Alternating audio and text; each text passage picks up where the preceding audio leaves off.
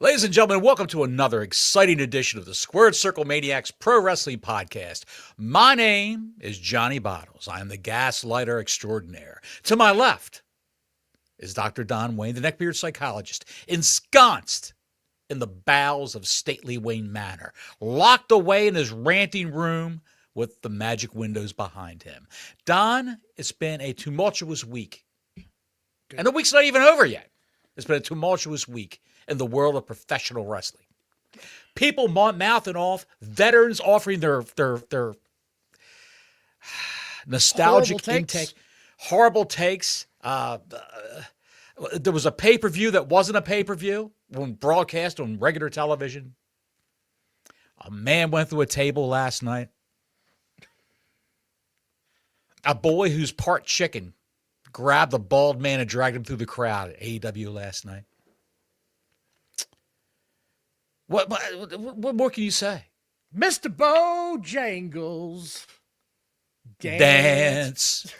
I don't know, man. I've seen some shit out of Kevin Nash in the past that got people's attention. This got people's attention for all the wrong reasons. Right.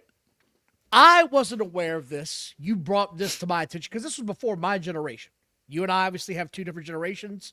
Nash is more your generation, so you got the reference immediately, and you were like, no. Don't do that. Don't do that. Right. This is the quote. This is what he said. Basically, he said, while praising Evans as an incredible athlete on his podcast, Kevin Nash said he's a little bit too effing Mr. Bojangles for me and expressed a desire for Mr. Evans to be more urban and have more edge. I'm going to be honest with you.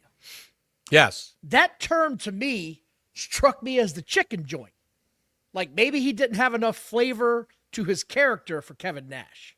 Like that's sort of where I went with it. That's how we got the show because that's what I thought he was referencing. Oh, right. No, sir. That wasn't it at all. Did you look up Bill Bojangles Robinson? I did. Yes. You dropped the 411 on me and I was like, oh, shit, no wonder people are outraged. Anybody from that generation that knew what that was or that looked it up and saw that, I get it now. I get why people were so pissed off. Back in the day of black and white films, I'm going all the way back to the 30s, there was a young lady, a child actress named Shirley Temple, who had musical numbers in her movies. She always played the adorable orphan that somehow got adopted by a wealthy family.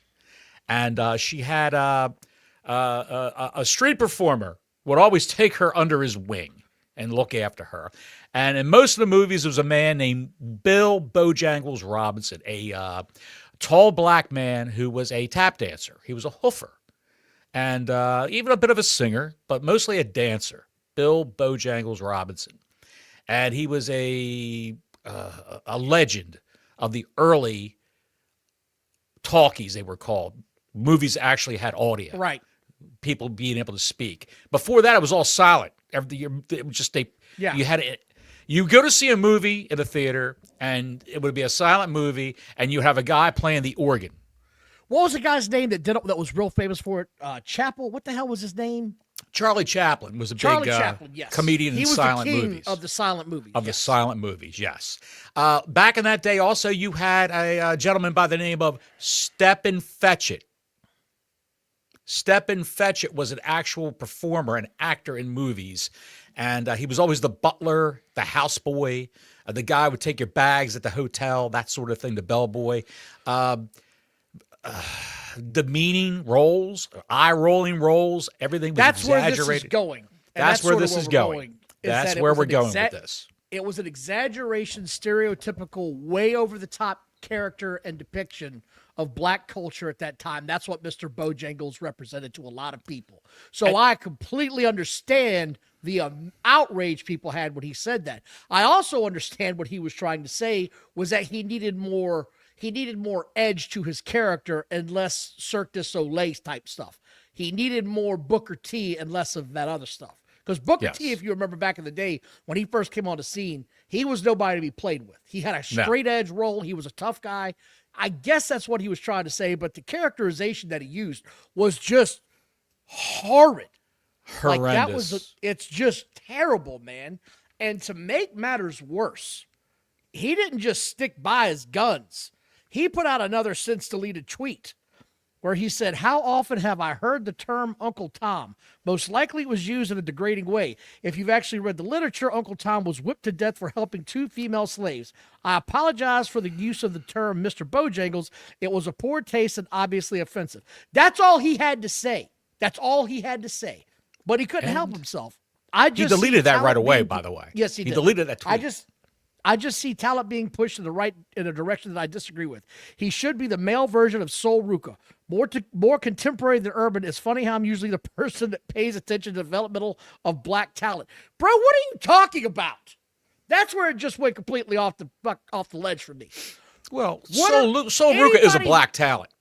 I get that. That's what I'm talking about. I'm saying, though, we have been on this show for weeks and months saying you have got to start calling up some of this young talent, and the majority of what we have mentioned are African-American people. They're black people.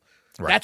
That's where this company's going. Right. That's what the new stars are that they have. They got to start calling them up, and they're finally doing it. So for Nash to try to put himself up on the cross after he did something like that, I didn't understand where that tweet was trying to go or what direction he was trying to take it in.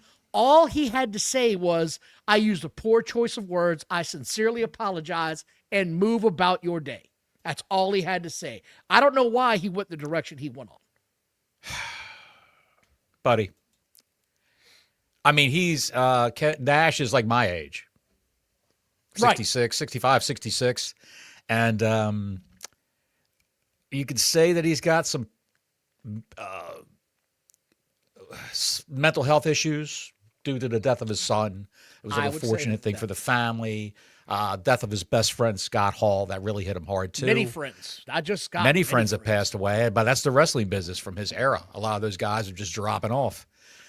Maybe he's not thinking too clearly. He's a little loose with his words. Maybe he had a couple cocktails while he's doing that podcast. Possibly. Who knows? Who am I to say? Who am I to guess? I'm not here to gaslight anybody in this situation, but I know the Bojangles reference. What's that? Yes. The Bojangles reference was pretty bad. If you still haven't connected Bojangles to a visual in your mind, if you've ever watched the Three Stooges, and you see like the black guy on the train who's the porter, or the guy who's the cook when they're the plumbers doing the plumbing routine in this mansion, and the guy's there and he's turning the gas on and the water's spraying up in his face, his eyes are bugging out, and he says, "This house sure gone crazy." That kind of guy, an eye rolling, over exaggerated. He was a black man over exaggerating the dialect and the movements of a black man to try to get laughs, which is what they did back then.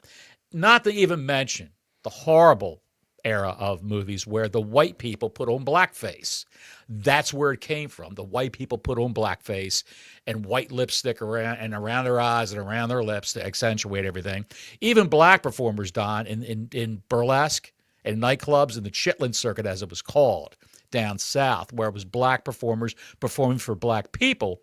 Some black performers that were light-skinned darkened their faces up. Yes. To be that stereotypical. Yes. It was a bad time for race relations and entertainment back then. It was just an ugly era in entertainment. And I'm just going to say it again because I do want to move on from, but it was a poor comparison. He should have walked a little bit lighter on that. And then the apology should have just been, "My bad, really bad choice of a comparison. I was trying to say I wish he had a little bit more edge." That's all he had to say. I hope he reached out to Javon Evans. I do too, honestly. I hope he DM'd Javon Evans, who's on Twitter, and just, "Hey, man, I really didn't mean it that way. I apologize. And, I'm not trying I love your work. I would just like to see a little bit edgier out of you. Right. Maybe a little bit of that Braun Breaker action. Make it look like a real fight is basically what he's trying to say. Make it look like a real fight. Lay your punches in a little tighter, that sort of thing. Javon is a lightweight guy, man. He just some of the things you see him break out, just unbelievable. How long can he keep that up? I don't know. Like, that's sort of when you start seeing these guys, too, that do all the flippy stuff, that's not a lifestyle of wrestling that's going to have a long-lasting legacy. You know what I mean? In 5-6 years, you're going to break down, if not sooner, because you can't – I'll put it to you this way. He can't keep coming off that top rope like that for his finisher with the cutter. You can't keep doing that.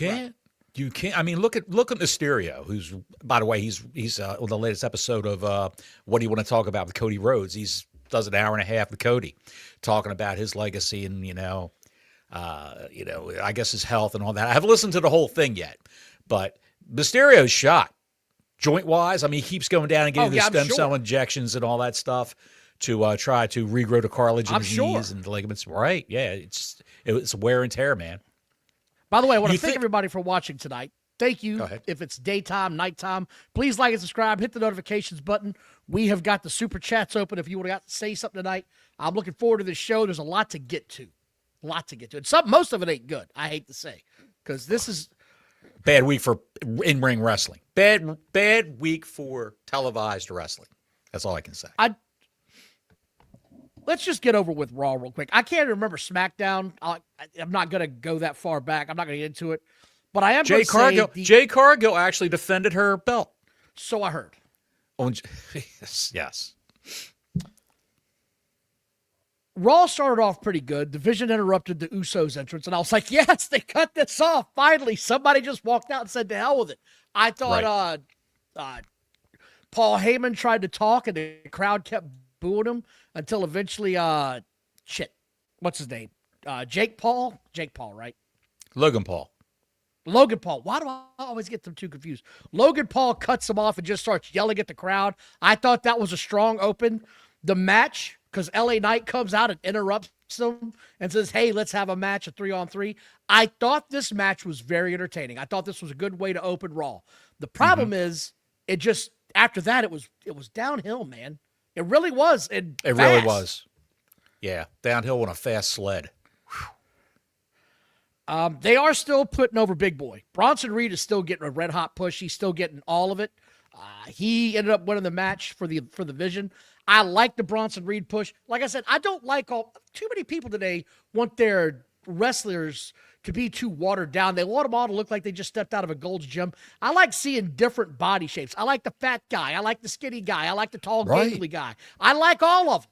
Give me something different. I don't want to see two Hulk Hogans having a match every night. I don't want to see that. I want to see something different. You don't need a bunch of ripped short guys running around the ring. That's the other channel.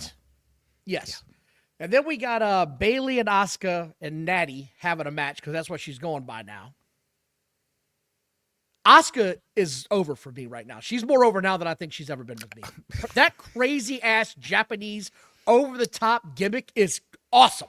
It's wild. It's just awesome. And how much English does she speak in her promos? Hardly none. Any.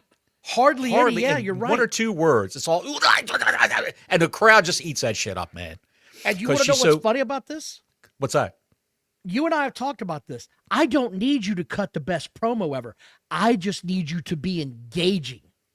To mean it. To mean what you're saying. And she looks like she means what she's saying. Kyrie!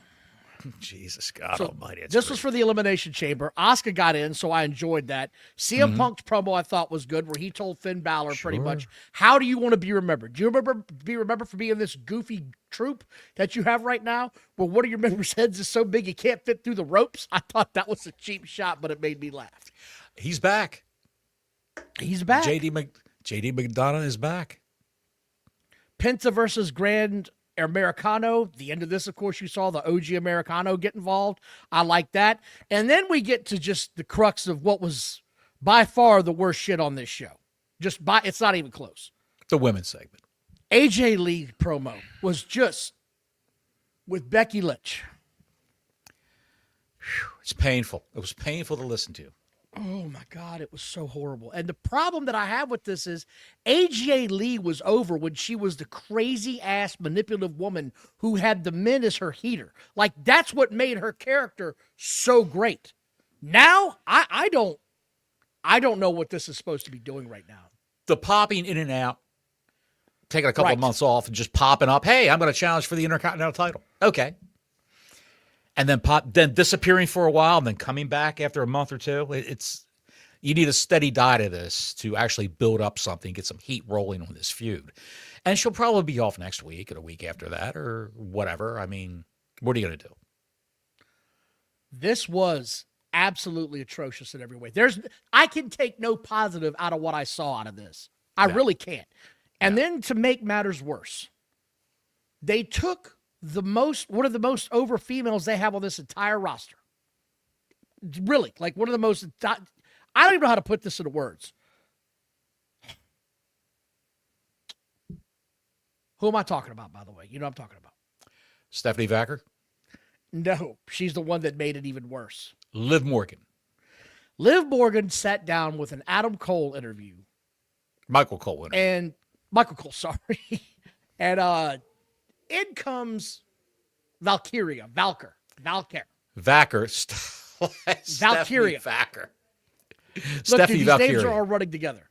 Lyra She Vacker. comes in and starts laying into her in Spanish. And Dominic Mysterio is relaying the message.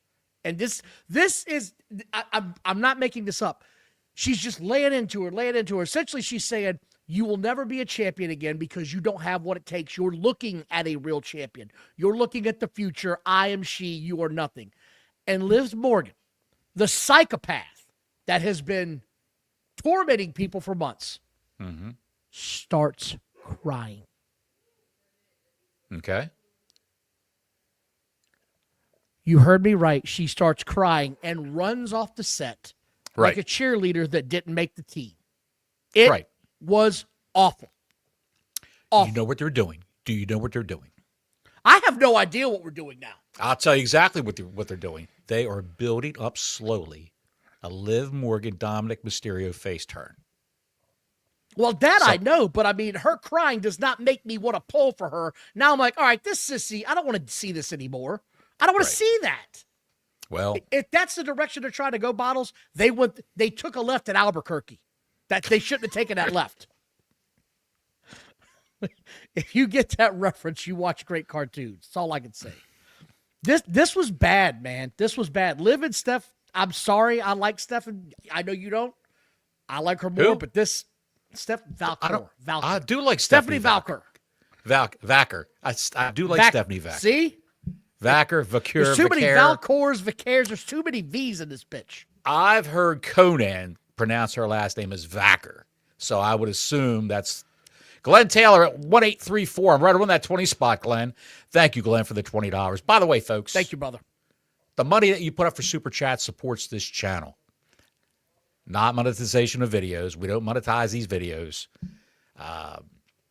What you give helps us to stay on YouTube, helps us to grow, keeps the lights on, keeps the Wi-Fi flowing. That Morgan and Dom interview with Cole was horrible. The cry made no sense because they're trying to make her slowly a baby face. So when the turn finally happens, and the turn's going to be with Raquel Rodriguez.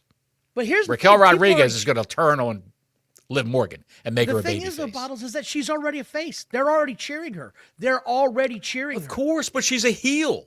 She's a heel on the show only. Everybody else is cheering for her. But he's right. Her just running off the stage and crying made no sense. It didn't tell a story. It made her look weak and feeble. With Vacker doing the promo in Spanish made no sense. Why? She can speak English. Why didn't she just do it in English?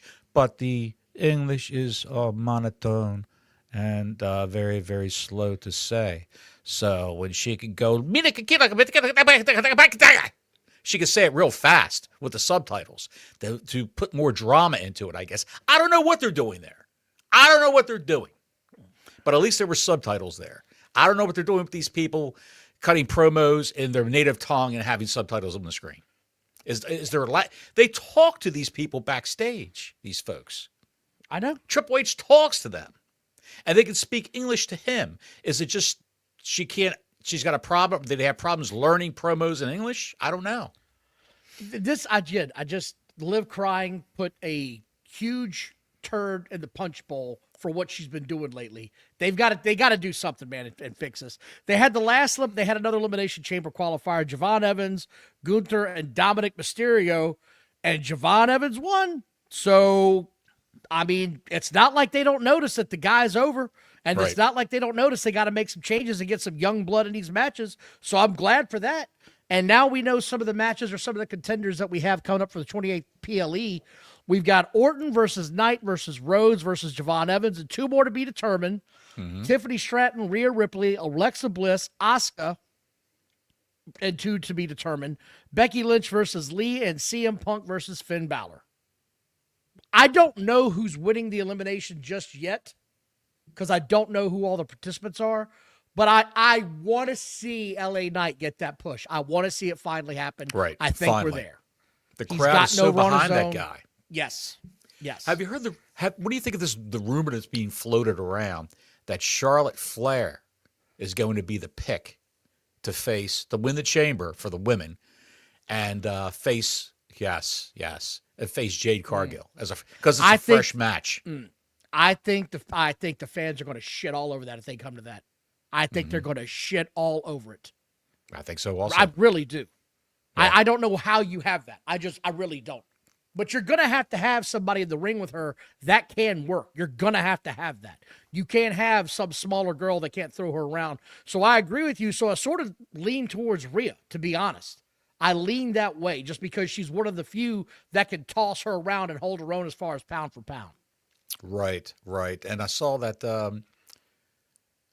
I believe it was Rhea was working in some match with Lash Legend, a tag team defending the ladies' tag titles, and she was actually using Legend as a base for some of her moves because she's a big girl. They're almost the same. They are the same size, basically. Right. Yeah, so, and Lash Legend can lift up Otis and body slam. Right. Just throwing that out there. I've seen it done. So. And Gunther not winning doesn't really surprise me. I really feel like we're going to see Gunther and Brock Lesnar at this WrestleMania. I just feel like that's where it's going. I really do. Well, how do you feel about the rumor that Lesnar is going to be in the chamber? He's going to take out a guy who's on his way to the ring and jump in, take his place in the chamber. And that guy is rumored to be LA Knight. Oh, LA Knight for real. That's what I hear. I heard it was Oba Femi. Was one of the rumors that keep floating. And we've talked about this on the last show. Stop trying to rush the Oba Femi Brock Lesnar fight. Stop rushing it. Let it build. Give it some time. How much longer do we have Lesnar, though? How much longer? At least this year. Is he 49? 48? I don't know, but he looks like $1 million as long as he keeps pumping that HGH in his body, he'll be fine. Yeah. As long as he keeps that horse testosterone flowing into his ass, he's okay. He's 48. 48. I'd say we got another 2 years out of Brock Lesnar. And then he's going to call it quits. I don't think he's going to be the guy that wants to keep doing this into his 50s. I don't think that at all. But I just don't. Save me Oba Femi for SummerSlam. Save that for SummerSlam. Give me that then. Let it build over a couple of months. Have them have some interactions. Let it come to something. Let the match actually matter. Not just, we're going to put a match on WrestleMania. That's sort of where we're at with this WrestleMania, which is the same problem we had last year. There's not enough shit building towards these matches at all. The only thing we really have building so far is Roman Reigns versus CM Punk, and now they're trying to shit on the CM Punk thing and saying he's going to probably lose the match to Finn Balor. This is what Fightful wanted to say. Your boy Sean Rossap said, I think they're going to have him lose the match and then win the belt back before Mania. Why? I guess maybe if they decide to do that, they give Finn Balor his flowers, have him win the title again, have it for a month or two. And then, if it came down to it, if it was a three-way for that belt at WrestleMania, Reigns, Janelle, Roman Reigns, Finn Balor, and CM Punk.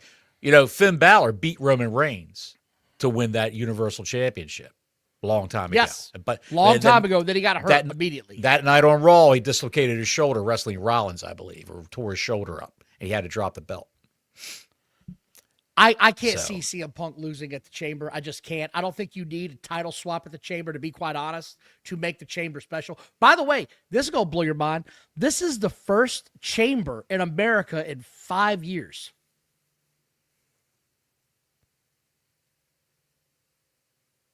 You froze. Are you there? You just blew my mind. I was thinking. First Chamber in America in 5 years, man. That's pretty wild to me. Yeah, I was like, holy shit, okay. I want to see Gunther and Brock I'd like to see Gunther try to find a way to screw somebody over or maybe, hear me out here. Maybe Brock gets into the chamber and Gunther attacks him. And he enters himself in the chamber instead. Doesn't that make the most sense? Yeah. Yeah. You say they have a match somewhere on Raw where it's a wild card for the chamber and Gunther can get into it? No. Wait a minute. What are you saying now? Run this by me one more time. I'm saying Brock is entered into the chamber. He says, I'm going in there. And nobody wants to challenge him, so he's automatically enrolled. Out comes Gunther when he comes out to get into the ring and side attacks Brock with a chair or something, and Gunther enters himself in the match. So it's all flipped. Yes.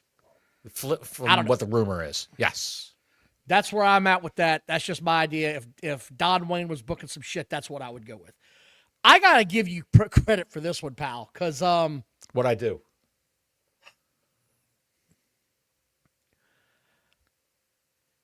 Kenny Omega is not going to be at the next AEW pay-per-view. Are we off Raw already? Yeah, we're going to move on to this. We left out the box, pal. We left out the box. What box? The mystery box. We're not done yet. We'll go back to it. All right, let's talk about the box. You and I have two different theories on what's in the box. And at first I thought it was Chris Jericho. Now they're saying that Chris Jericho is stuck on Guantanamo Bay. He ain't getting out of Tony Khan's jail cell. Apparently he had time added to his contract. For the Fozzy tours, for like little nagging injuries he had, that sort of thing. Yeah. Yeah. And touring with Quarantine or whatever it's called, Quarantine with a Q, where they play Kiss covers from the non-makeup era of Kiss. In other words, the sucky era of Kiss. Yeah. Yes. So that's what you got going on. What's in the box? In the box is not Chris Jericho, and it never was deemed to be Chris Jericho. This is another gobbledygooker egg, if you remember that from that Survivor Series, where they've got a thing they're going to crack open, and it's going to be horrible. Well, folks, it looks like one of CM Punk's best friends is in that box. Boy. It's got to be a supernatural thing, because whoever's in the box is going to be living in there for 2 weeks, doing whatever. So it's got to be some sort of supernatural component to this. I'm not talking Undertaker supernatural. I'm talking someone who's very nice, very evil. Go ahead. Danhausen. Oh, God. Danhausen's contract will be up at the end of the month, legit for AEW, and it will be Donovan Danhausen is his name. Danhausen is his character's name. He's the only guy, by the way, in professional wrestling who has copyrighted his appearance. Have you heard that? Do you care about that? I have not. Tell me you don't give a shit about that. Say it. Everything about this guy's character in WWE is going to piss me off. I have no interest in seeing this guy in any way, shape, or form. Richard Martinez says, I think the box is an extra pod for the women. They're bringing in a ringer. Oh, that's good shit, man.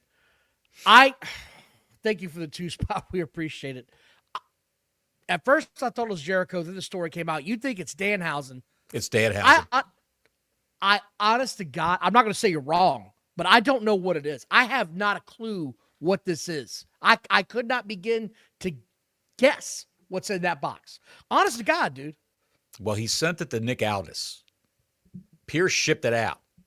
He sent it down to Nick Aldis at SmackDown. So the box will reappear at SmackDown this week, and they'll try to figure it out then. And that's going to be passed around. And I don't know. I would have to assume he's going to be on Raw because he's best friends with CM Punk, which is why he was in Guantanamo Bay for all those many months. He actually showed up at a WWE PLE. I know what's backstage. In the box now. I know what's in the box now. What is it? It's the rest of Charlotte Flair's ass. It's in the box? They found it.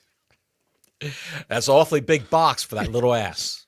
Hey, they found it, pal. They had to track it down. I know what's in the box, pal. I know exactly what's in the box. Batista's dick is in the box. All right. It's a dick in a box. God. There's also news on the Janelle Grant front with one Mr. Vincent Kennedy McMahon. We've been keeping an eye on this. It's not big news. It's been going on forever. And this is the part that gets me, man. Like, every time the neckbeards want to get into their wheelhouse, they're like, oh, yeah? Well, the WWE's is in trouble, man. It's a civil case. Oh, they're in trouble. It's a civil case between the WWE. It's a civil case between Vince McMahon and Janelle Grant. There's no Triple H testifying for anything. There's no Nick Khan testifying for anything. There's no Stephanie, Shane, Bruce Pritchard. None of those people are testifying on anything.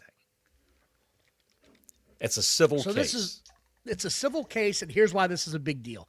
It's going to arbitration now. For those of you that don't know what arbitration is where you go when you have a stalemate. Like, neither side is budging, and nobody's going to give an inch. So they want to get this thing closed out and carried on and move about their business. Sure. And I guess my whole thing is, if she thought she had a real strong case, I can't imagine she'd be going into arbitration willingly. Can you?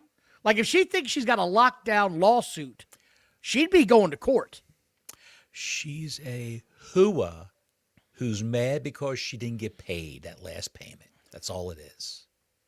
He had the nerve, the stiffer, no pun intended, on that last payment. And because she made it public. Actually, her sister made it public. Her sister made it public, yes. Yeah, her sister made it public. And Janelle said, oh, shit, he's going to find out. And he found out. And he stiffed her on the last payment. It was a non-disclosure agreement she signed. They've agreed to go to arbitration. This will get settled. There will be a payment. And I guess my whole thing is, and this sort of comes back to the Dave Meltzers of the world, that every time they use a picture of Janelle Grant, it's always this young, shy-looking, just started life, 20-something-year-old girl. She's 40-something years old. 41, 42, yeah. She's probably changed a bit. She was in her mid to late 30s when this whole thing started. Right. She was a grown-ass woman. Understand this. She went into this willingly. I'm not saying that some weird shit didn't happen, but she was fine getting paid. So, I'm just saying. There's a plethora of documents available online where you can see someone just put out like the love letters. Oh yeah, no, we talked about those a couple years ago when this first came out. Yeah. All the love letters they had. It's unbelievable the things that was written. How that she wanted to have sex with another man so he could watch. That's what she wanted to do, and then Kenny Omega entered the chat. She wouldn't have sex with Kenny Omega. No, that's not true. But yeah, a lot of wild stuff that was going on there. In fact, she was the one who suggested to send a video to Brock Lesnar. I'm not even getting into that. I'm just saying I'm going to arbitration. I'm not going to get into that. So that's where we are. Allegedly. You told me. Okay, we're going to move on to Kenny Omega because I can't believe the story is real. I can't believe this sounded so ludicrous to me earlier. Goodbye. I said, stop being the pop. And good night. There's Kenny. Bang. Bang. Kenny's not going to be at the next pay-per-view because Kenny's already made plans, and he told him I can't be at your next pay-per-view because I'm going to be in Japan. And I thought, okay, he's got a New Japan Pro Wrestling date that he had previously made. No, he sure as hell does not. Why is Kenny Omega going to Japan, Bottles?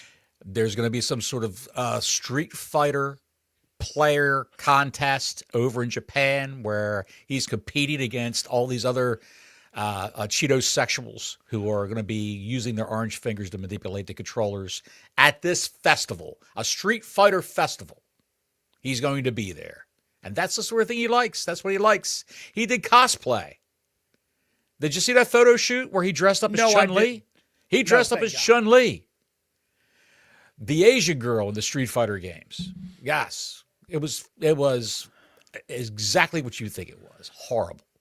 Can you imagine if Brock Lesnar came up to Vince McMahon 10 years ago and said, hey, we got a problem with the next pay-per-view, the King of the Ring. I can't be there. Why not? I got a predisposed date in Japan. You're wrestling in Japan? No, I'm at a fucking video game tournament. This is a grown man. That's what he likes, pal. That's what he likes. This is a grown man. He likes this. He enjoys it. What's going on, Rock and Rope? It's good to see you here. Are you shocked about this? This is a guy who wrestled another guy, and what were they, in thongs? And fingers were going. I'm not going down that. He wrestled a blow-up doll. He wrestled a Riho when she was 9 years old or 10 years old in a ring in Japan. I have no words for this. And I got no words for Tony Khan going, oh, it's okay. You go ahead and you go play the shit out of that PlayStation 5. You can do that, sure. You could do that, sure. But then again, you got somebody who said, Tony, I'm in this movie about women's wrestling, the first big-time women's wrestler. And Jim Cornette was in the movie, too, and he wants me to go on his show and promote it and do an interview. But being in a Street Fighter tournament in Japan's okay. That's fine. I can't wrap my head around this. When can't. Your company's basically frozen over. Your company's the Titanic right now. Well, to their credit, MJF as champion has increased their viewership and has increased the quality of the product. I'm going to say that much. You are correct about that, yes. I just have no other words for this. So this is also why, by the way, everybody was like, oh, man, Tony Khan's giving us Kitty and this match on Wednesday. That's so cool of him. He had to. He had to. He had to hotshot these shows. He had to hotshot these shows to try to get people to watch. They're at a crucial time right now. Who's buying this company? Well, from what I keep hearing now, it's looking like Paramount's back on the front runner. And if Paramount's back on the front runner, everything I see says AEW will be canceled, or their shows on their networks will be canceled, is what I read. I saw some talking head from Netflix do an interview on TV. I think it was CNBC saying that Paramount's putting the Ellisons, who own Paramount, the Ellison family, they're putting out false information that their offers even being considered. He says it's not true. But who do you believe in a case like this? I don't know, to be honest. Like I believe between a rock. Do you know who you believe? Dave Meltzer. That's who you believe. I believe in Joe Hendry. I believe in Dave Meltzer. You know, Brian. But speaking of Dave Meltzer, he had another golden ticket moment this week. He said the original opponent for Brock Lesnar this year was going to be LA Knight. But now sources strongly indicate that it's going to be Obafemi. And I swear, this guy and the plans change shit never gets old. Same shit, different day with this guy, man, every time. Yeah. Did you hear about the latest news on Sol Ruca? Sol Ruca has been deemed, she's done everything she can do on this main roster. I mean, on the NXT roster. She's going up to the main roster, yes. She's leaving. So, Matzo Balls, I hope you're paying attention. So, apparently, she's coming in with a new theme song. She's going to have new gear, and she's going to have a new look. She's going to be jazzed up a little bit more to really get her over. So, fuck up everything that got her over. She got over with the crowd. Just fuck up everything she's doing. And let's make her finish her a full Nelson. Let's have it, change it to that. Oh, God. So I just saw that, and I was like, give me a shout-out to Matzo Balls, so I might want to hear about that. There's also Jim Ross is back in the news this week for his podcast. Jesus Christ. What did he say now? That Steve Keirn could have been a player. He went on to talk about Austin versus Hogan and why it didn't happen at that Mania and why we got Rock instead. And this is what he said. This was from Jim Ross's podcast. Austin didn't want to work with Hogan. It was the wrong place at the wrong time. Steve just didn't have a good gut feeling that they would have a passable chemistry and didn't want, and if you couldn't be passable, it wasn't good enough for Austin. He compared Austin's intensity to that of a professional football player, which he thought would clash with Hogan's physical limitations. Hogan had undergone roughly 10 back surgeries by this point. Steve was kind of like a middle linebacker in a square and circle, and he liked to hit people. And he liked to be aggressive, Ross said. No one thought Hogan could maintain that over the calendar year. If you were thinking that you should use Hulk Hogan over the course of a calendar year in that manner, you're already an idiot. Right. No one should have been thinking that way with Hogan. Right. Then they should have been thinking how to use him like they do wrestlers today that are top stars. Sparingly. Bring them in for a big show. Pop a house. Do stuff like that. Right. So this was then. So he said the physical toll on Hogan was very evident when he faced The Rock at No Way Out in 2003 when he could barely move and they had a bad match. But what Ross completely overlooks is, as wrestling fans, it's the story in the ring and leading up to the match that sells the tickets.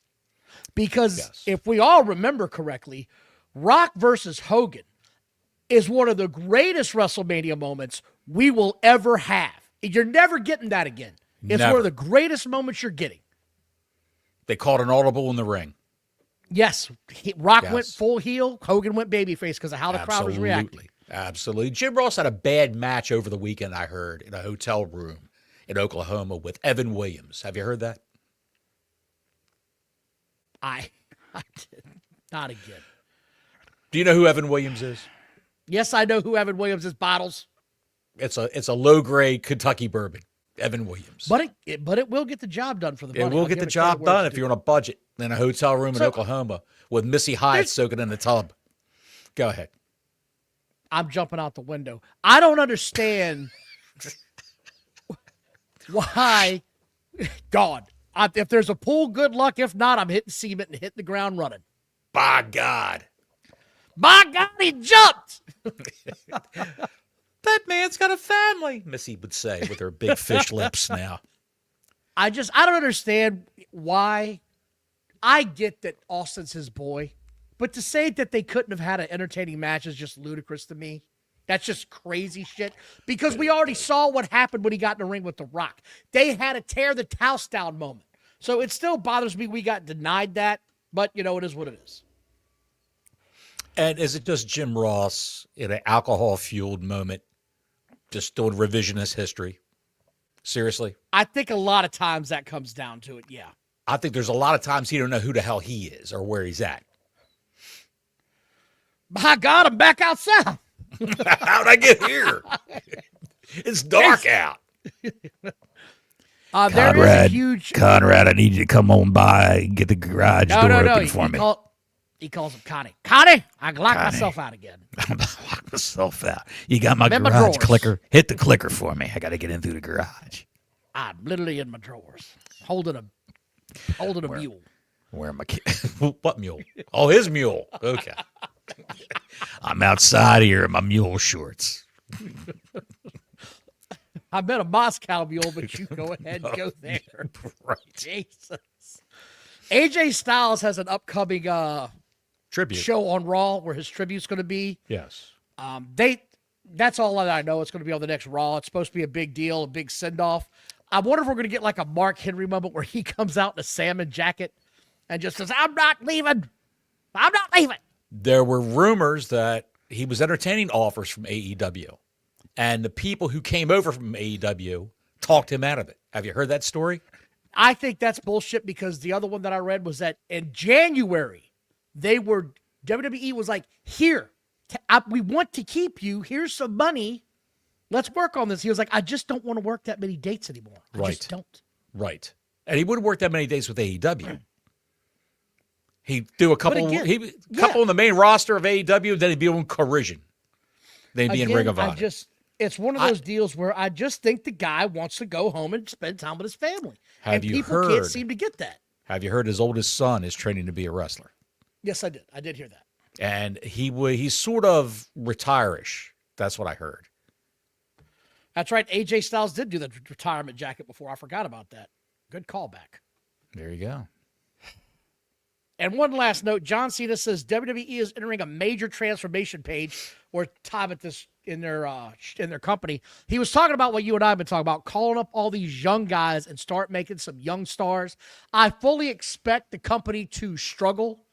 here and there because of the transition. I get that. I think the ratings will struggle. I think you believe the ratings will struggle because once you bring up fresh talent for people that don't know, you've got to get them over first. And this is a lot of guys to suddenly get over, but they seem to be doing a really good job with the guys they have now. The problem is, and you'll agree with me on this as wrestling fans, you can't keep smashing them over repeatedly. They eventually got to come back to earth and take some L's. And that's usually when you piss off the fanboys, sit at home with their drawers. Oh, the family shouldn't have lost that match. I don't understand what they're doing. Triple H is the devil.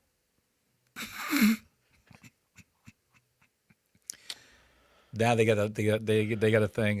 Somebody will be in Palcatraz, like Guantanamo Bay. He's in Palcatraz if they're looking for a guy who's not on TV. Well, they're trying. Bottles, we put it off long enough. We got to talk about AEW last night. So they were at a building last night that held 3,000 people, and it was sold out, and and here's the thing, it looked good for what they had. They had 3,000 people there. We have been saying for months, actually a couple of years now, you need to move this show to venues that hold between 4,000 and 5,000 people. That's your core audience in these towns. Keep running these size shows. It gives the show a much better look and a much better feel. You can hear the crowd when the audio is at total shit reacting to this stuff. And the audio last night was total shit. It was trash. I called him up and said, I'm listening to it through my sound bar, and it's all echoey. And then I put my earbuds in, and it's still echoey. He goes, Bottles. I'm telling you right now, it's not your shit, Bottles. It's their shit. It's not your shit. Bottles, you've got a problem. You've got a lot of problems, Bottles, but one of them is you think that it's always your shit that's fucked up. You can't accept the fact it's AEW shit that's fucked up. Bottles is paranoid every time something goes wrong electronically, that it's on his end. He's convinced of it every time. If it keeps happening to the same show and all the other channels sound fine, it's not your setup. Honey, give me a crowbar. I'm going to whack this goddamn speaker. Like Paulie Walnuts giving that DVD player a Broham adjustment with his shoe. Remember that? Yeah. The Sopranos. Good Lord. This show started like we did last week, where they're going back to the old CM Punk Collision, where you get a bunch of little clips of wrestlers talking shit. This thing started off with Tits McGee's segment to a Willow Nightingale, where I couldn't hear anything Willow was saying the first 10 seconds of her segment. I couldn't hear word one she said. She could have been giving me directions to a gold find or telling me how to make a ham sandwich. I have no idea what she was saying at this point in time. It was awful. Then we get Timu Beth Phoenix in the back. Swerve's promo, he says he needs this. Kenny Omega kisses his fingernails, and we're off and running. Kisses his fingernails. The problem is, when they're playing these things, the house mics around the ring, when the camera's outside the ring, and the announcers' microphones are picking up what the loudspeakers are broadcasting to the crowd. Because you see the crowd's watching this. Turn them off. The crowd's watching all this take place on their AEW-tron, the big screen. Turn those freaking mics off. Around the ring. Jesus Christ. It's on the Conatron. The Conatron 3000. Then we kick off the show after we had these segments to get another segment where Renee Baguette is with Orange Cassidy and talks about how Roderick Strong bailed on him last week. And Ishii appears as his new tag team partner. You have all this talent that you don't use on a regular basis, and you routinely fly Ishii in at 103 years old from Japan to have a match. A walking penis enters the chat. Why are we getting that? But no, we're not getting that first. No. That's called a teaser.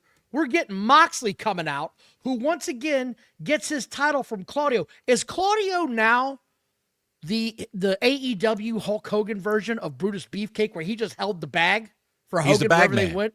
He's the bag man, yes. And did you notice that Renee is right at ringside? I'm going to get there. I jumped too far ahead. I'm sorry. As he's coming to get his belt for Brutus Beefcake, Renee Baguette is once again doing the sideline reporting gimmick. I don't understand what her role is in any of this. Pretending like she doesn't know she's pretending like she doesn't understand what Moxley's doing. Ask him later tonight when you're in the hotel. What the hell is this man? I don't even get it. I don't get it. Ishii. Tomohiro Ishii. Thank you all for watching. Please like and subscribe. Hit the notifications button. The super chat's open. This match is exactly what I was afraid of because out comes fat-ass Mark Davis. And I said, oh, shit. And I was intrigued. I was excited to see fat-ass Mark Davis walk to the ring. And I immediately wrote, this is gonna suck. And I wasn't far off. Oh, my God. Moxley stayed in the ring for the majority of this match, which I wrote down, I can't believe it. And Mark Davis gets him in the corner, him being Moxley, and throws the worst forearms up. Let me show you the forearms he was throwing on Moxley in the corner. Horrible. That was the forearms. Horrible. To make matters worse, they finally get outside of the damn ring.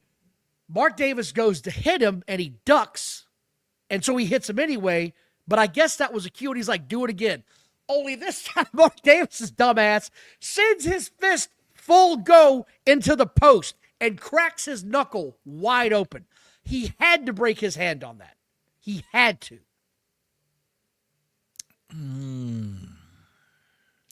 Did you hear it hit? He nailed the shit out of it. Yes, he did. Yes, he did. And then we get even better because while this is going on, Moxley sees him. He's bleeding. And we know what Moxley does when he sees blood. I've got to bite that. And he doesn't do it once. He does it twice when they get back in the ring. And I'm just like, holy shit, are we really doing these kind of angles, man? Did we not learn our lesson from the blood drinking a year ago? Have we not learned our lesson? It's just the worst. It's the worst. It's the worst. And no payoff. No payoff when you saw the Death Riders at the beginning when he was coming out. No payoff of Wheeler Yuta's head, who got shaved. None. Saturday. You know, we never talked about He's Grand sitting there Slam. with a hoodie on. I'm not gonna. We'll talk about it after this if you want. Anyway, this thing ends. Moxley wins. Moxley gets up to get his title. And then has a slip on a banana peel moment and just fucking falls. He just falls like, oh, that was so exhausting. And then pops right back up. I don't understand what that was supposed to. Did you notice this at all? Where he literally had like, I slipped on a banana peel moment. Yes. It's Evan Williams. You can chalk it all up to Evan Williams. Okay. I said this, if this doesn't get any better than this, we're going to have a long night. Hangman says he hopes Mox is watching and says he's going to end you, MJF. And I can't get over whatever that is that's growing on his face now. Get a rack and all that off. Yeah. Hangman? That thing's getting bigger. It is. Have a dermatologist look at that, buddy. That could be cancerous. It could very well be. Just have Moxley gnaw it off. Well, that's true. Hey, John, can you shoot this off for me? I'm going to cut it so it'll bleed and you can go right at it. It looks pretty tasty. FTR. Mustard for that. FTR comes out. Bald FTR says the Bucks were the best tag team 10 years ago, and the crowd starts chanting, shut the fuck up. I don't know what it's going to take for AEW to learn the FCC is going to stop playing games here soon and start levying serious fines. Yes. That's where it's headed. If they haven't done it already. Maybe they haven't done it already. Maybe they have, and he's keeping it quiet. Stokely Halfway House begins to speak and says he's pissed at the Bucks.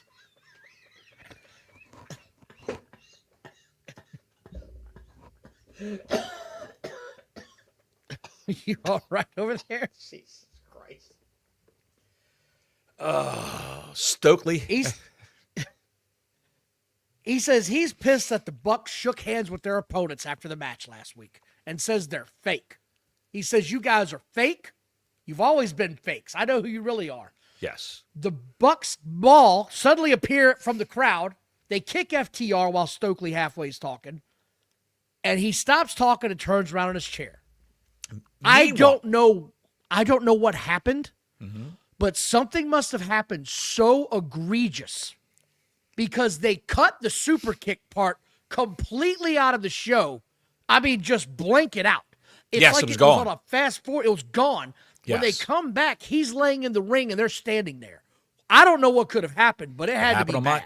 Happened on my tube too, and don't know what it was. I mean, if he's talking to the camera, he's facing the big screen. He could just look up because what's on the camera, what the camera is recording is going to be on the big screen. He can see those guys behind him. I don't know. Like I'm trying to put too much reality into this. Then we get Brody King's segment. And you get the F-Ice chants. Yeah. You said this a week ago. This is going to ruin what they have because you've made it political now. You've made it political, and this is what you have decided you're going to do now. So it's not going to get any better. This is the hill you're going to die on. Yep. Then we get to the good shit. Footloose comes out, Megan Bayne and Tits McGee versus Willow for the TBS title. And I said, oh, this has all the makings of a disaster flick. Yes. This is going to be snakes on a plane. I'm going to watch for the car wreck I'm going to get out of this. And I wasn't wrong. You weren't Tits wrong McGee, at all. Tits McGee took 2 bumps in this match in the first 10 minutes. She came in, did a move, took a bump, and then rolled out of the ring and was not seen again for 8 minutes. Yes, gone. You said she was taking a nap. I think she had a cot under the ring and was legit. I'm out for a while. I said to myself, Bother me tomorrow. is this a 4-way or a 3-way? What the hell's going on here? Where is the other girl? Where's Tits McGee? Gone. And like I told you when we talked earlier today, if Megan Bayne wasn't in this match, it really would have been a train wreck. Because she What's up, seemed Mr. like Harris? Good to see you. she seemed like she was the only competent worker in this entire match. This thing, well, I will say this much. But They kept it going. They kept it going. There was she- no dead spots. She almost broke her neck on her Karana on Willow Nightingale when she was on the top. Dude, Yes. what the hell? If you guys didn't see Megan Bayne when she did this, when she landed, because here's what happened. I'm sorry, but Willow was slow coming over because she's a little bit of a bigger girl. They shouldn't be doing this shit, man. Right. Do it with Right. a smaller girl so she can whip herself around faster. Megan Bayne literally landed on her forearms with her back bent the wrong way. Luckily, the momentum carried her over, but that looked painful as shit. I guarantee you her back is hurting today. I'll guarantee it. Yes. Which, by the way, I got to say this much because I said it to you earlier. Megan Bayne's entrance music is fire. That is a great entrance song. You've got somebody who looks like Megan Bayne and can wrestle like Megan Bayne. Why wouldn't you have her in the heavyweight title picture? Why wouldn't you do that? Why wouldn't she be your lead girl? I don't understand why that's not taking place. But so this thing eventually ends, and you know who wins. Willow pins Tits McGee. She gets the title. She retains her title. Speaking of titles, Mercedes Moné is going on a worldwide losing tour, right? She's losing all of her belts back, something you and I didn't think she'd ever do because it didn't make any sense from a standpoint of AEW building her up like this. yeah. And there's supposed to be this angle where she's in a rut now and she can't get her mojo back. The problem is, Bottles, this isn't on your television. You're not showing this happen. You're not talking about this at all. So when she comes back with no titles, what are you going to do then? The casual fan that watches this is going to be like, hey, what happened to that chick's belt? She had like 13 6 months ago, and now she's got none? What the hell happened there? She's got to be back soon because her boyfriend wrestled later in the show. So if he's still her boyfriend. And he's been off TV for a while. Boyfriend's back and you're going to be in trouble. Mr. Harris. What's up? What's up? Thanks for the 5 spot, my brother. Greetings, brethren. Haven't been able to catch y'all in a while, but I'm glad to see y'all are still bringing the fire. We're trying, pal. We're trying. We are trying. If you don't know, Mr. Harris is part of the SCM crew from the original spot, so we appreciate him. He even helped hold it down when we first started. He's a young OG. He is. Yes, he is. Oh, so that thing's over, thank God. Then we get the Grand Slam Collision recap where they did 560,000 people, and this was a little confusing for me because I thought they were holding Are we just a off Dynamite pay-per-view. now? No, Are no, we no. off I'm the- saying this is when they recapped it, so we're going to talk about it a little bit. Okay. MJF won his belt. He retained it. Hangman won his match, so he's the number one contender now, as you heard from the opening of the show. Yes. Outside of that, I don't know anything else major that happened. Orange Cassidy and Tony Storm beat Wheeler Yuta and Footloose. And Wheeler Yuta got pinned, so he had to have his head shaved. Nice boy. And when it was time to have his head shaved, Mina Shirakawa came out with all the utensils to do the cutting. And she started pulling on that boy's hair and cutting it. And on live television, he said, ow, you're hurting me. You're hurting me. He was really getting mad. Stop that. So Tony Storm had to take over and do the cutting. She was a little more gentler. And they didn't even show Wheeler Yuta with the shaved head today. No. Yesterday. Not on TV. No, Not 1 minute of it. Not 1 second one. of it on TV. And I don't understand why. Bald as a cue ball. They never showed it. Don't understand why there's no payoff for that. They during the tag team title defense of the Babes of Wrath versus Megan Bain and Penelope Ford, they brought out a new signee, Lena Cross, an Australian indie wrestler. She's taller than Megan Bain, Don. So that's a tall chick. That's a a tall huge chick. bitch. Not on TV tonight or last night on No. Dynamite at all. No. Not on. No. No. They had a house show in Brisbane, a rare house show for AEW, the following night after Grand Slam, where the former Iconics from WWE became the inspiration in TNA. They announced in the ring that they have signed with TNA. They're officially all elite. 2 Australian girls, Jessie McKay and whatever the other one's, Peyton Royce, I think her name is. So, well, she's Cassie Lee now. Somebody's Cassie Lee. I can't even keep track of it. They can't use their WWE names. I know them by the WWE names. I don't know them by their TNA names. But at any rate, you figure they would be, if they were any kind of stars, they would be on AEW Dynamite last night as a follow-up. That's not the case. That's You not can go the to hell case. with that thought. And then they're it horrible happens. anyway, so I'm glad we didn't see them. But go ahead, Don. MJF and Adam Page promo. Holy shit, MJF's rug is on another level. It's on another level. It is so obvious now with the color difference. It's blowing It's a my rug. mind. I'm telling you, It it's is a rug. I And believe you. the little bit of hair he's got in the front, did you see where they forgot to shave it? Yes. Right at the beginning, at the top of the hairline. In the middle, they forgot to shave that back, cut it back with a razor. Now Probably there's a bad lot of lighting. people. There's a lot of people that hated this. There's a lot of people that like this. I particularly liked MJF's promo. I like MJF in this mode. MJF said, Hangman is lucky he's getting a shot, but he's out of bullets. I thought that was a pretty clever line. Good line. Page said he's beaten the shit out of him 2 times already, and he's going to do it again. Page wants a special stipulation. MJF says no. Page says, if you give it to me, I'll never, ever again wrestle for the World Heavyweight title.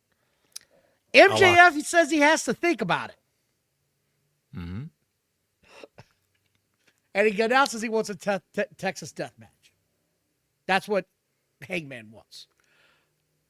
He'll They're never going to take the challenge. belt off of MJF already. You don't know They're that. going to do it already. You don't know that. I This think could be they a are. la Cody Rhodes. A la Cody Rhodes, where he lost that belt after he said, if I lose, I'll never ask for another title shot again. So, Well, that sort of brought back that memory that Cody Rhodes did say that. However, he did get the TBS championship or TNT championship and made it matter. Like, he was the champion that made that matter. My whole Right. thing on this is, I'm going to tell you why I think MJF is going to lose it. I think he's going to go shoot another movie. I think he's off to Hollywood again. I think he's going to disappear for a few months. And that's why they're doing this. And I'm going to tell you, Bottles, they're getting a little bit too hot potato with this world title, and they're not They are. establishing anybody. no. And a lot of these guys need a title to. It used to be the title, the man made the title, and now the title makes the man. So, Right. It's just me, but I think taking it off of him is a bad move. I will see where it goes. I'm probably going to get this pay-per-view. I was listening to other podcasters today, Don, and they said, is Hangman Page leaving? Is he going to leave like Cody? Oh, my God. He's definitely not leaving. He's a AEW lifer. I don't think anybody else wants him personally, but I mean, if he went to WWE, they put him in NXT. We go backstage and we get a Moxley promo where he says that his people are like coyotes, and then he walks away. And then Pat calls out Don Callis, and then they go to Daniel Garcia, who also says words that you can't make out. And then Moxley comes back in and challenges Takeshita and says, we're going to have a no-limit, time-limit match. Why is the champion challenging challengers? This goes back to that, I don't understand this mentality of booking. Why are you challenging the challenger? Because a Grand Slam, it was I know, a 20-minute time limit. I know it went to a time limit. I know. I don't care. Yeah. I don't give a fuck. The booking is backwards. Yeah, it's always been backwards. It's always been backwards in this company. So Tony Khan is the cowboy that got made fun of because he got on the horse backwards the first time he got on it. And he can't get his ass turned around in the saddle. He can't do it. You act like Tony Khan is actually booking these scenarios. He's saying, I want this match, this match, this match. You figured out how to get there. That's all he does. This is just He's not booking this shit. He's not telling these guys what to say. Come on. Orange Cassidy and a 120-year-old Japanese guy come to the ring, and I said, nope, I'm not watching this shit. I'm not watching these two guys are facing either the hair and the hairless. I'm out. It was crap. It was crap. I wrote down it was beauty in the bald. It was horrible. It was horrible. You've got Gabe Kidd and Clark Connors, who I think Gabe Kidd finally signed with these guys, AEW, from New Japan Pro Wrestling. And what do you do with them? You put them up against a guy who's on his way out, Orange Cassidy, and a guy who's really on his way out. Cassidy's not going anywhere. Come on, dude. He's people are getting tired of his act. People are getting tired of it. Tony's not. That is Tony's boy. That's his boy. You're my boy, Blue. He ain't going nowhere. You mean Orange? You're my boy, Orange. Whatever. Anyway, I fast forward to the end. Darby Allin beats up the bald guy. Orange Cassidy and Social Security get the match. They win. And Danielson said when Ishii's trying to suplex this kid, Clark Connors, Ishii fell over. He goes, I think Danielson said it. This is probably the most insightful thing Bryan Danielson has ever said on commentary. I think Ishii just tore his hamstring. And Ishii's grabbing the back of his leg going, like and you said the rumor is now he really did. The rumor is he really tore his hamstring because he couldn't get up. The referee and Orange Cassidy had to help him up after the match. And he's laid on his back when they're saying, and the winner's Orange Cassidy and Tomohiro Ishii. He's laying there going, fuck. He knows the English word for fuck. He knows he got that one out. Yeah. Anyway. Fuck son. We go backstage, and the Don Callis family is beating up hobos they found in the building, and they accept the Cracker Clan's challenge. So we're going to get that going on now. Did you see Chicken Hawk behind Don Callis throwing the weakest punches you could ever imagine? The shittiest kicks you could ever imagine. He's probably thinking to himself, let's see, I'm 47 years old. I'm not taking a chance to hurt myself for this bullshit. So you got guys fired up. They want to know where Orange Cassidy's going. He's not going anywhere. You're tired of him. I'm tired of him. People are tired of Orange Cassidy. Him. No, they're not. They love him. The neckbeards love him. There's neckbeards in the chat? No. I'm just saying the neckbeards of these shows love him. Then the best part of this show happened. What was that? We get a hook promo. Why are they letting this guy talk? I don't know. Why are they letting him talk? Hook comes on. He's the leader of the ops. That's what he said. He said, I'm the leader. He said, I'm the leader, and I'm the greatest second-generation wrestler of all time. And we're going to be doing some new recruiting because Samoa Joe's hurt. He said, I'm the leader, and I'm about done laughing. Oh, shit, it's comical. It's horrible. I'm looking at it. I was thinking to myself the whole time I'm watching it, this poor kid. They put this out there to do this. It's awful. Hook should be what he's been when he first debuted. He never said a word. He came in, he threw guys around the ring, and they throw you in that sleeper hold. Dude, stop. And submit you. Hook doesn't need to be near a ring. He's here because he's a Nepo baby. That's the only reason he's got a job. He has no business near a ring, Bottles. None. He's the shit. I don't know what we're yelling about! Okay, and then we get to this. The Brawling Birds come out, and they debut Jamie Hayter with some chick named Windsor or Winter or some shit. I don't Fat ass Alex Windsor. Fat ass Alex Windsor. I fast forwarded this whole thing. I couldn't tell you who won. I don't give a shit. I will say one thing. I've never seen Jamie Hayter. I've never seen Jamie Hayter so happy in an AEW ring. Good for her. She was smiling the whole time. Then we get Renee Baguette with Statlander and a pirate. And I said, that's it. I'm out. That's as far as I can go. I thought Statlander was on her way out the door. Personally, I thought she was. They took that belt off of her because she ran her mouth at that whatever that podcast was. And that's what I heard when this segment started, and I was like, I'm not watching these two birds. That was a great Thunder Rosa, looking like a pirate hooker. I'm out. She looked like a drunken member of the Insane Clown Posse. I'm out. And I know we had 2 more matches with the Jet Dude. He won his match. And my biggest issue why would he even have that? Why? I don't know. But the big thing was that Kenny Omega had his match against Swerve Strickland. Yes. And from what I read, the people that watched the match said it was great. I'm never going to watch. I'm never going to watch a Kenny Omega match because the history's there. I can't erase some of the shit that guy's done in the ring, and I'm not going to start acknowledging this guy as a wrestler. I'm just not. It actually wasn't that bad. It actually was a good match. It wasn't that bad except for the finishing move on the table. Pal, they did a finishing move on the table where I saw the finishing move. It looked great. The guy who had to go through the table actually has to have his arms hooked around. Omega actually had to hook his arms around Swerve's arms. Yeah. And hold on like that. And if you know you're gonna get hurt, why would you do that? Why would you just go limp? But it was ridiculous. My whole thing about this was Swerve won on a clean victory, only to turn heel immediately after the match and begin choking Kenny Omega with the chain, hanging him outside of the ring. If you're going to do that, why don't you make him a heel during the match to build real heat? This just looked like a cheap heat job. And he wasn't even really putting any effort into hanging the man. He was on one knee, holding a chain, hanging onto the ropes. Like he was almost in a prone position. And Omega's trying to sell it like, keep the chain tight, keep the chain tight. He's probably whispering to him. Warrior JWR, Hook listens to Fall Out Boy's greatest hits. He's the kind of guy that watches replays of Xena Warrior Princess on purpose. I've said it before.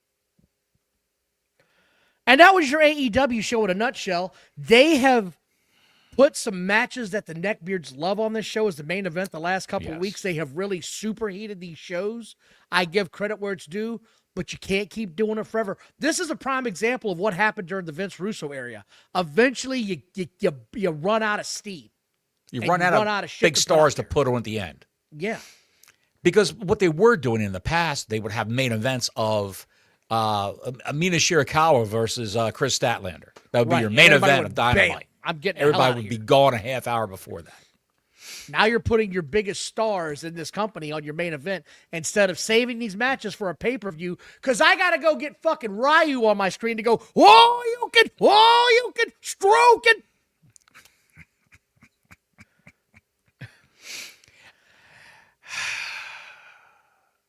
It's just... and WWE, get your shit together because I'm tired of watching good segments followed by 4 bad segments, just dragging and dragging and dragging and dragging. At least Maxine Give Dupree, me something to look forward to. At least Maxine Dupree didn't wrestle Natty again. Oh, but she attacked her after the match, so at least we got that.